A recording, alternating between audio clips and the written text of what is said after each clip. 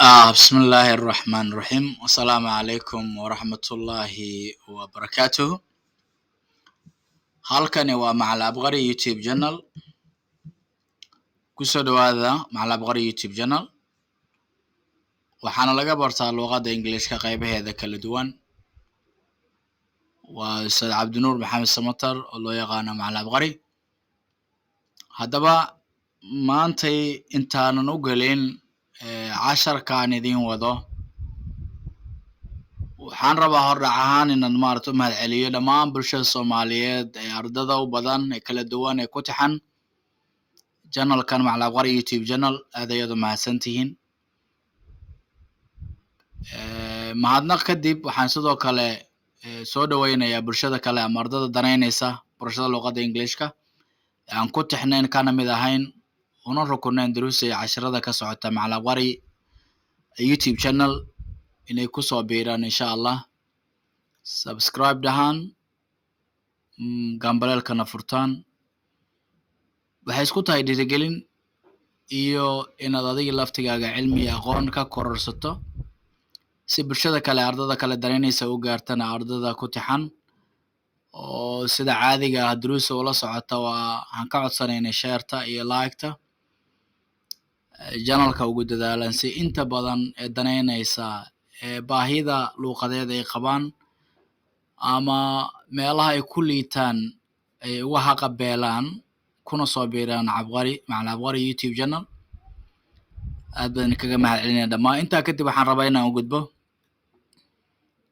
Abqari Online Academy. maxaa ka socda, maxaa duruusoo ka socda laftigeeda. waxaa ka socda courses kala duwan oo aad u baaxad weyn ee kala duwan ayaa ka socda. courseskaas kala duwan ee ka socda Abqari Online Academy sida guud class bilawa oo classada ardada beginnerka ah oo bilow waa la helayaa muddo 6 bilood soconaya. manhaj iyo buugaag lagu qaataa. mid intermediate la advanced oo jira asalibta 6 bilood soconaya. courseskaas way jiraan dhammaan. waxaa kaloo jira koorsooyin gaagaaban oo loogu talagalay dadka muddada luqadda ku dhex jiray laakiin baahiyaha qaarka ah ama sida gooniga ah uga liita meelaha qaar sida grammarka oo kale 8 bar speechka oo idil oo dhammaystiran ayaa jira oo la qaadanayo waqti kooban lagu qaadanayo. waxaa jira vocabulary books oo ilaa 6 book ka kooban. book kastana 600 eray lagu baranayo iyo ka badanba. 6daas book serial waa taxane, waa 6 book. weliba YouTube-kuba ka socdaaba buugga unitkii 6aad oo marayaan saan jeclahay. isbuuca dambe ayaan soo gelin doonaa unitkii 7aad, laakiin unitkii 6aad oo hadda marayay si free inta uga faa'iideysan kartaa, laakiin waqti dheer ay qaadanaysaa maadaama isbuuciiba hal cashar lasoo dhigayo vocabulary-ga. laakiin xagga 6da book waxaa ku qaadanaysaa muddo 5 bilooda. lacagta fiigana hal mar bisa iska bixinaysaa khidmad yar oo $7 oo bisha ugu horeysa. wixii ka dambeeya 6da book oo dhammaystiran macal accessyadooda macal video way leeyihiin buugaagtu. intaba waad helaysaa waana lagu siinayaa insha Allah dad arday kamid noqoto. koorsooyinkaas kala duwan ayaa speaking course laftigeeda jirta.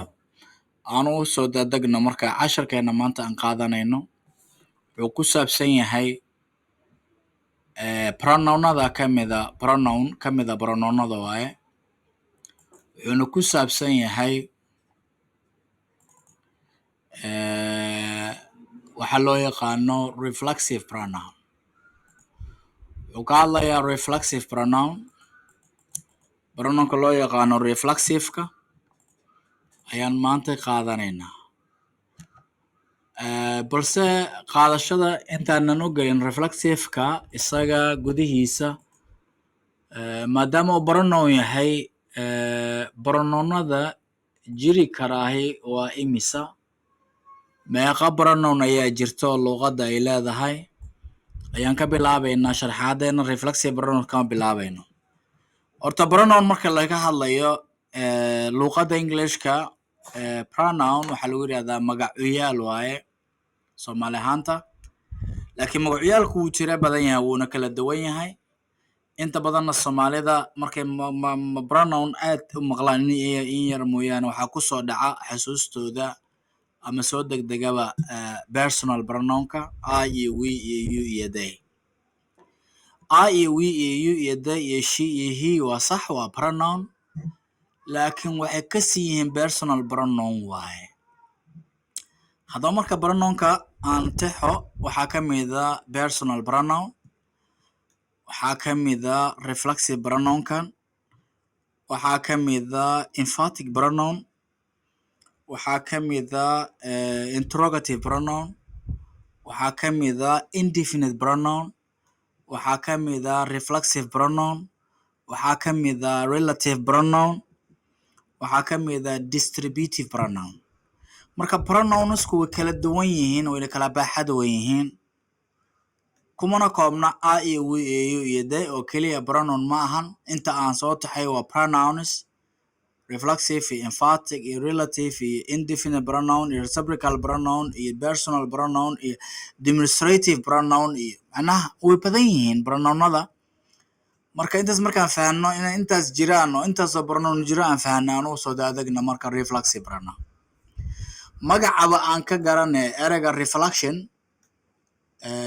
ereyga reflection wuxuu ka yimid reflection ayuu ka yimid. hadda waa reflexive, waa sifo reflexive.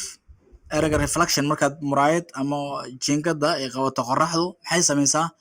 reflection ay samaysaa, ay kugu soo laabanaya. haddaba reflexive pronounka, what's reflexive pronoun? muxuu yahay horta reflexive pronoun? sida ka muuqataba reflection waaye, wax soo laabanaya waaye. waxaa la yidhaha sharxaadda iyo examples si fiican usii fahmi doonaa. reflexive pronoun is a pronoun oo magacyaal used loo isticmaalo as an object. waa magacyaal horta, waa reflexive pronoun is a pronoun magacyaal used loo isticmaalo as an object. pronouno kale object ahaan iyo subject ahaan loo isticmaalo way jiraan, laakiin this one waxaa loo isticmaalayaa as an object ahaana loo isticmaalayaa. that refers to the same person or thing. wuxuuna ka hadlayaa isla shakhsiga ama shayga.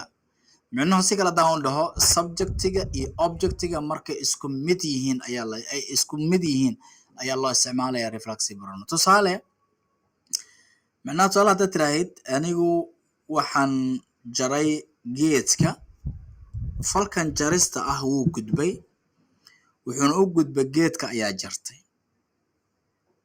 laakiin adiga oo xiiranaya ayaad sakiintii isku jartay. falka gudubka uu gudbayay wuu ka soo laabtay, reflection uu noqdayoo adigaa falkii kugu soo laabtay. marka subjectiga iyo objectiga ay isku mid yihiin, ama falka la rabo in lagu soo celiyo ama uu ku soo laabanayo subjectiga ayaa waxaa la yidhaahdaa reflexive pronoun la isticmaalaa. waxaa reflexive pronouns are formed by adding self iyo selfs. waxaa loo sameeyaa reflexive pronounka self iyo selfs. self yaa loo isticmaalaa, selfsna yaa loo isticmaalaa. self waxaa loo isticmaalaa wax alla wixii singulara, selfsna wax alla wixii plurala. singular reflexive pronouns ayaa meeshan yaala. marka shaqadan si fiican ugu fahmi doonaa. marka singular reflexive pronoun singular reflexive pronoun is singular if it refers to exactly one person or one thing. hadduu hal shakhsi ama hal shay ka hadlayo ayuu reflexive pronoun yahay maxaa la dhahay singular. reflexive singular pronounskuna waxay yihiin myself iyo yourself iyo herself, himself iyo itself. intaana singular ah. dhammaantood inay singular yihiin maxaa ku caddayn kartaa? self oo singular ah la socota. haddii self singular laga bedelo plural loo bedelana after v loo bedelaa kadibna selfis ay noqoneen. marka myself waa singular, yourself waa singular, herself iyo himself iyo itself. shantan ayaa singular ah. hadda plural reflexive pronounka eeg. marka waa reflexive pronoun is a plural. maxaa la reflexive pronoun is a plural if it refers to more than one person. hadday ka hadlayso wax ka badan hal shay ama dad. englishka wuxuu yaqaanaa jamac wax alla wixii hal ka badan, hal wixii ka badan, laba ka bilowda. marka ourself ay noqonaysaa, yourself ay noqonaysaa, themself ay noqonaysaa.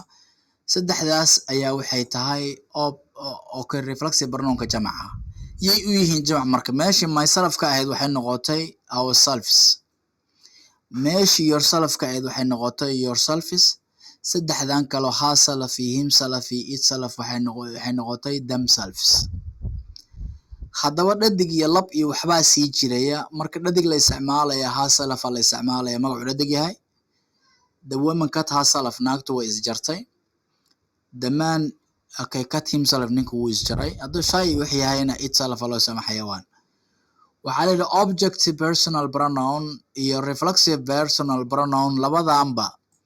object waa naqaanaa, personal pronoun ka object personal pronoun waa me iyo us iyo you iyo her iyo him iyo it iyo them. qoladan laftigooda haddaa xasuusataan subjectay leeyihiin oo loo yaqaano subject personal pronoun. I subjectiga, me subjectigeedu waa I, us subjectigeeduna waa we, you subjectigeeduna waa you subjectigeeduna waa you, her subjectigeeduna waa she, him subjectigeeduna waa he, it waa it, they themna waa they. laakiin waxaan ka hadlaynaa usoo qaadana waxay tahay in labadoanba loo isticmaalayo object ahaan loo isticmaalayo. labadan maxaa waaye, qoladan iyo qoladanba maxaa loo isticmaalayaa? waxaa loo isticmaalayaa qoladan iyo qoladanba waxaa loo isticmaalayaa object ahaan loo wada isticmaalaa. laakiin waxay kala yihiin, qolana waa object personal pronoun waaye, object personal pronoun waa reflexive pronoun waaye. laba object loo isticmaala laakiin way kala duwan tahay. marka see lagu isticmaalayaa? markan falka qofku adig kugu sameynayo help me caawi, give me see, tell me ii sheeg. give me, give us, help us, tell us, soma. laakiin kan way ka duwan tahay. marka subject iyo object isku mid yahay kan la isticmaalaya. tusaale I beat my friend. erayga example kan soo qaato waxaa waaye I beat my friend. marka bitan waa qaniinyo, byday ka timid. bit maxay ka timid? erayga bite baasigiisii waaye, waa bit. I beat my friend, saaxiibkay ayaan qaniinay. falkan aad samaysay marba subject iyo action iyo object waaye, waa horgalihii iyo falkii iyo dibgalihii object ah. haddaba markasta subjectiga iyo verbka, actionka iyo maxaa la dhahaye objectiga, marka ka waran falka uu hal qof ku dhacayo oo isku mid yahay. aan rabo tusaale ahaan jaristii, meeshan wax jarayaan aniga isjaray. meeshan maxay ahayto aan wax qof ku dhufanaya anigu isku dhuftay. meeshan qof wax barayaan anigu isbaray. ya meeshan qof caawin lahay anigu is caawiyey. marka la rabo marka in la isticmaalo maxaa waaye automatically marka la rabo I beat myself, waan isqaniinay. fiiri marka I beat my friend, saaxiibkeen qaniinaa idhaahdo, tanna maxay noqonaysaa marka I beat markaa tiraahid. haddii aan objectka I beat you haddaan keeno adaan ku qaniinay, waa gudba falkii. haddaan keeno I beat her, iyadan qaniinay. I beat my son, wiilkaygan qaniinay. laakiin marka meeshaas reflexive uu soo galo, marka objectiga subjectiga uu same yahay, I beat myself, waxaad cunaysay si fiican ay baahi ku weysay, marka aan afka taagtaba qaniyad nab isisiisa. maxaad u sheegay qofka? marka waad qaylisay, candhuufaad tuftay, dhiiga kaa yimid. maxaad ii sheegaysaa aniga? maxay leedahay I beat, waxaan qaniinay you, miya adimaan ku qaniinay? maya, I beat. marka waa inaa isticmaalaa reflexiveka ayaa waay. marka myself, I beat myself, waan isqaniinay, waan isjaray. day fiiri, tuma xiiranaysa ama garkaad xiiranaysay, adaa sakiinta isku xiirayay, dan waa isgoysay. marka I cut markaad tira myself aad qaadanaysaa. I beat aan dhehe I cut myself markaad tiraahid waan isjaray waaye, laakiin I beat myself waan isqaniinay waaye. we cut the tree, geedka ayaan jarnay. exampleka kale eeg. maxaa waa example kale? we cut the tree, geedka falkan wuu gudbay. tree ayaa la jaray, we inagaa jarnay, falkuna waa jarid, cut waay. weeda sidaan usoo qaadanayna, cutna sidaan usoo qaadanay. laakiin meesha maxaan bedelnay?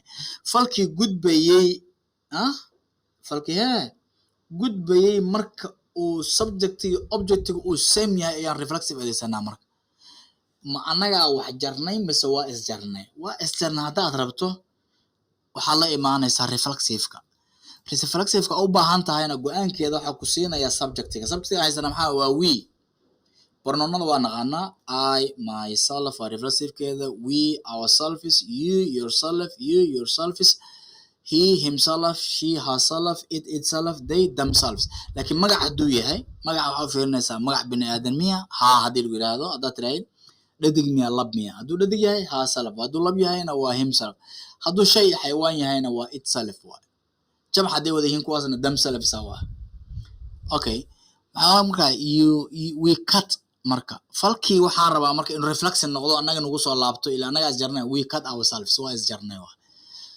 solan you hit the man maxaa waay ninka aad ku dhufatay waxbaad ku dhufatay ninka you hit the man jugaasiisa waxaad ku dhufatay ninka laakiin you hit yourself maxaa waay marka anaa ii waday adaa isku dhuftay maxaan ku dhahaa marka you hit yourself you hit me haddaan ku dhaha maxaa waay waxbaad anad igu dhufatay waay hit me object caadiga la qaadana markaas laakiin you hit yourself adigaa isku dhuftay waay you cut yourself adaa is jaray you bit yourself adaa is qaniinay you help okay fiir marka you help us well si fiican ayaad noo caawisaa markan falku waa gudbo yaa la caawiyaa innagana la caawiyaa laakiin you help haya yourself si fiican well si wanaagsan aad soo caawisaan adinku waa dad wada dhashay asxaab waa saaxiibo si muuqato la yaqaano mugle ayay soo caawiyaan marka you help yourself as well maxaa waay si wanaagsan ayaad soo caawisaan adinku okay she cut the meat cut waa jaris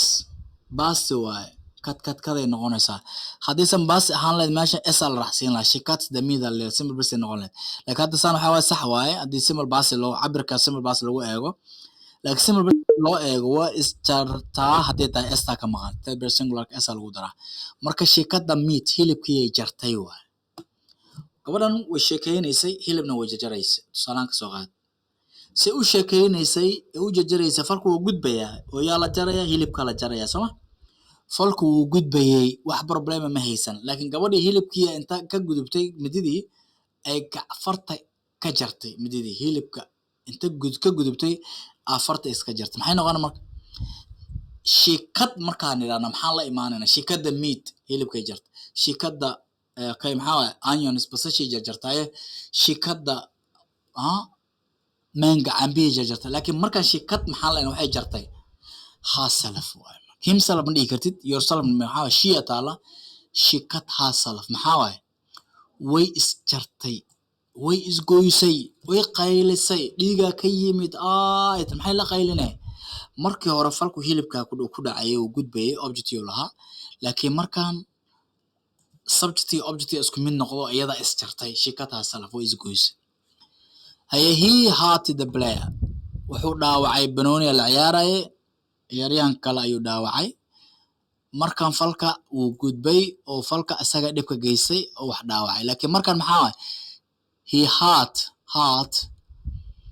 hurt maxaa leenahay himself markuu isagu qofka is dhaawaco banooni wuxuu dhahay gooy lugtu saaray waa u baxday lugtii waa murgacday marka lugta wax ka noqday marka he hurt himself maxaa waay isaga is dhaawacay aniga isgubay anaa isjaray anaa is caawiyey anaa isbaray aniga cidi ma barin ya anaa isbaray ka darawalnimada cidi ma barin ani I taught myself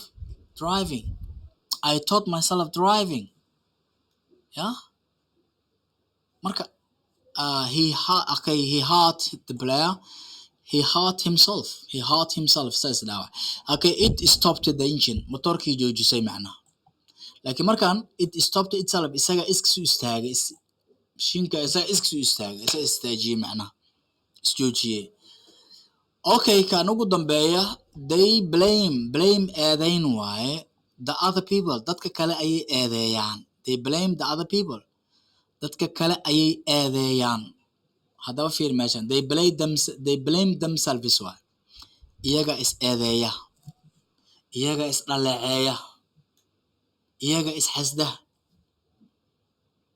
iyaga macnaha markii iyagu wax isku samaynayaan fal ku soo laaban they blame themselves they criticize themselves way is dhaleecayaan way is eedeeyaan way is caayaan they insult themselves way is caayaan they help themselves way is caawiyaan laakiin they blame us waa inagana eedeeyaan marka us object way soo gudubto markaas falku wuu gudbayaa marka waxaan umaleynaa inaan fahanno reflexiveka qaabka loo adeegsanayo waxaan reflexive pronoun horta waa pronoun yuu ka mid yahay jeesh weyn oo qolo la yidhaahdo pronoun uu ka mid yahay reflexive pronoun, demonstrative pronoun, personal pronoun, reciprocal pronoun, indefinite pronoun, emphatic pronoun, relative pronoun, distributive pronoun. waa badan yihiin pronounku annaga waxaan ka arkaynaa marka reflexive pronoun kuwa kale laftigoodana insha allah waa boosaasa mid mid ugu qaadan doonaa اسبوعي هل 10 جرامر يا 10 فكابولار هذا جرامر واحد سعودي يشك هل 10 جرامر كلفت هو سعودي فكابولار سعودي هذا أنا واب جرامر كلفت هو سعودي لكن هذا أنت حجوكت وديك أوديك دونا ما ننتي با أفراد سي اسبوعي هل 10 عين هذا اسبوعي هل 10 جرامر هذا هو محمد الرفلكس إن فهمنا سلف يسلف سواء هي همتا أولو دراي سلف هم سلف هذا ها سلف إد سلف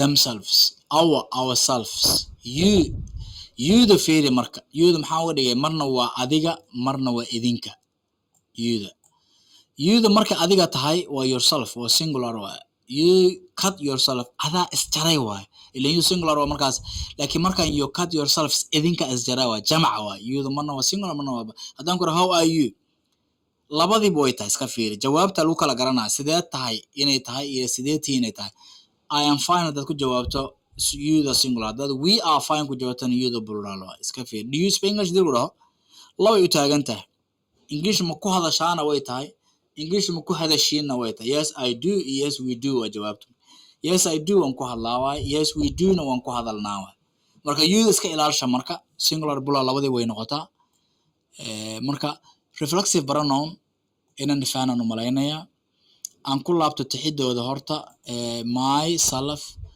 ourselves yourself yourselves herself himself itself themselves haddaba marka herself him see isu leeyihiin marka sideebay isu leeyihiin bal sida isu leeyihiin aan sharaxo marka waxay isu leeyihiin myself jamceedu waa ourselves yourself singular waa jamceedu waa yourselves herself himself itself waxaa jamcu ah themselves yaa jamcu ah themselves saddexdan kore herself himself itself maxaa waaye waa ii sheeg waa maxay waa singular laakiin jamceedu waa themselves waaye لكن I myself ourselves جمع yourself yourselves saddexdan themselves insana fahanano mayna insha Allah shaqadan ku sii fahmi doona reflexive pronoun ku iyo objective personal pronoun reflexive pronoun labadu waa objective waay oo loo isticmaala objective muxuu noqonaa direct object iyo indirect object ayuu noqonayaa direct object laba loo qabshaa direct object iyo indirect labadii wuu noqonayaa reflexive ku marka labadiiba wuu noqonayaa direct iyo indirect okay aan u gudubna markaan aan u gudubna examples inaan anagu sameeyno inaan examples inagu aan jumlada gelin karno aan u gudubno examples inaan jumlada gashano anagu aan u gudubno marka sidee jumlada u gashanaynaa marka tusaale waxaan idhi Asha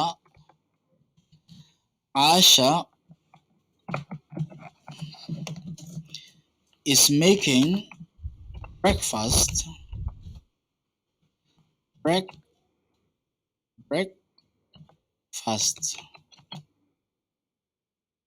Ash is making breakfast for us Ash inaga inoo karinaysaa quraac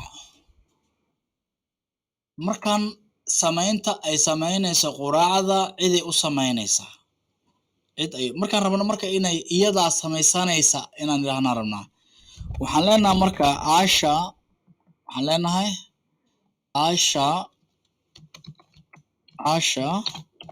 is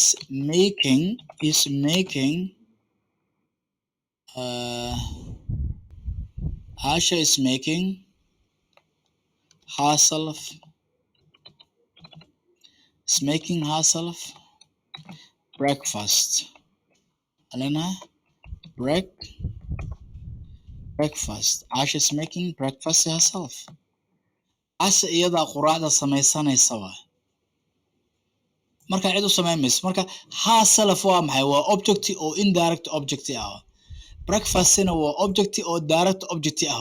Wixii la samaynayo waa kan cidii loo samaynayo. Marka markaana asta waxay tahay indirect object, breakfastigana direct object ah. Haddaan ku idhaahdo I am teaching, we are teaching, we are teaching ourselves. We are teaching you driving, Salahan. We are teaching you driving.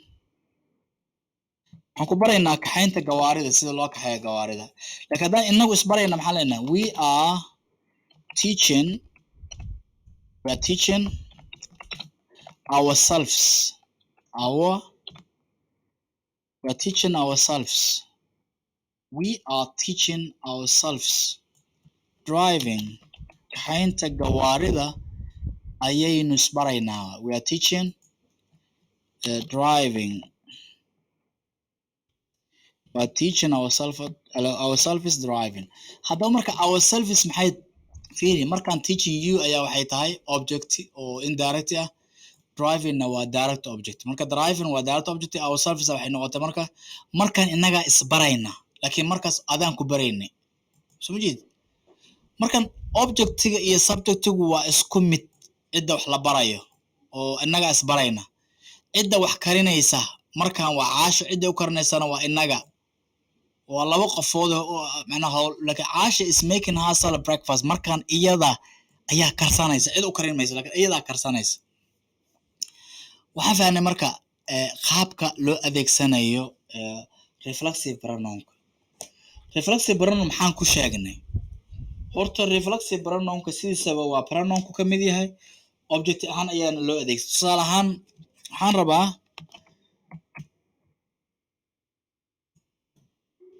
the criminal, waxaan rabaa inaan idhaahdo the criminal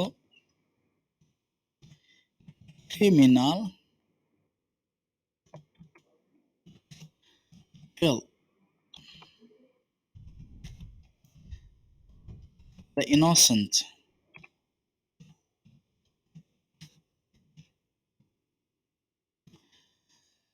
The criminal killed the innocent man.